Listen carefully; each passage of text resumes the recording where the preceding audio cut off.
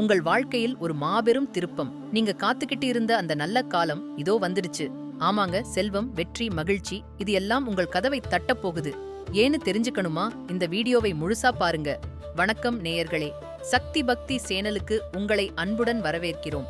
வாழ்க்கைங்கிறது ஒரு அழகான நதி மாதிரி. அதோட ஓட்டத்துல கிரகங்களோட இயக்கம் முக்கிய பங்கு வகிக்குதுன்னு ஜோதிட சாஸ்திரம் சொல்லுது. குறிப்பாக செல்வம், அதிர்ஷ்டம், வளம் இதெல்லாம் தருபவர்களாக குரு பகவானும் சுக்கிரனும் கருதப்படுகிறார்கள். இவங்க ரெண்டு பேரும் ஒரே ராசியில் இணையும் போது கஜலட்சுமி ராஜயோகம் அப்படிங்கிற ஒரு சக்தி வாய்ந்த யோகம் உருவாகுது. 2026ஆம் ஆண்டு மே மாதத்தில் இந்த இரண்டு கிரகங்களும் மிதுன ராசியில் இணைகின்றன. பொருளாதார முன்னேற்றம், வேலை வெற்றி, புதிய வாய்ப்புகள்னு அடுக்கடுக்கா நன்மைகள் தேடி வரும். அந்த அதிர்ஷ்டசாலி ராசிகள் எவைன்னு பார்ப்போமா?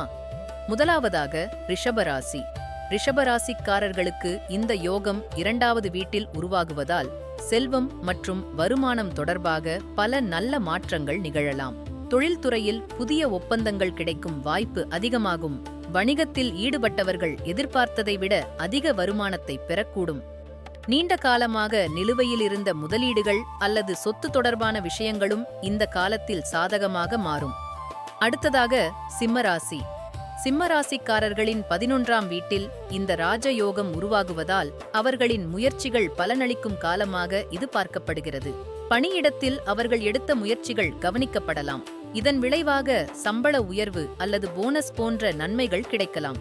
குடும்ப வாழ்க்கையிலும் அமைதி மற்றும் மகிழ்ச்சி நிலவும். வாழ்க்கை துணையுடன் உறவு மேலும் வலுவாகும். மூன்றாவதாக தனுசு ராசி.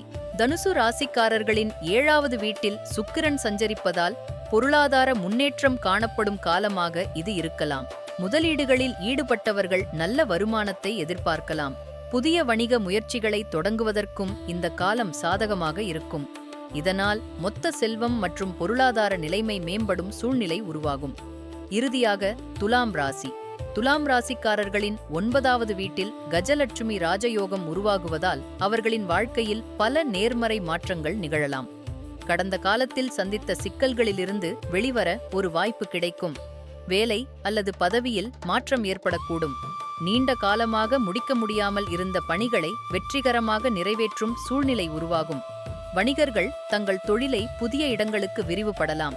இதனால் வருமானம் அதிகரிக்கும். நிதிநிலையும் நிலைத்தன்மை பெறும். வாழ்க்கைங்கிறது ஒரு அழகான பயணம். இந்த பிரபஞ்சம் நமக்கு தரும் நல்ல வாய்ப்புகளை சரியா பயன்படுத்திக்கணும். இந்த கஜலட்சுமி ராஜயோகம் உங்க வாழ்க்கையில மகிழ்ச்சியையும் வெற்றியையும் கொண்டு வரட்டும். நன்றி. மீண்டும் ஒரு நல்ல தகவலோடு சந்திப்போம்.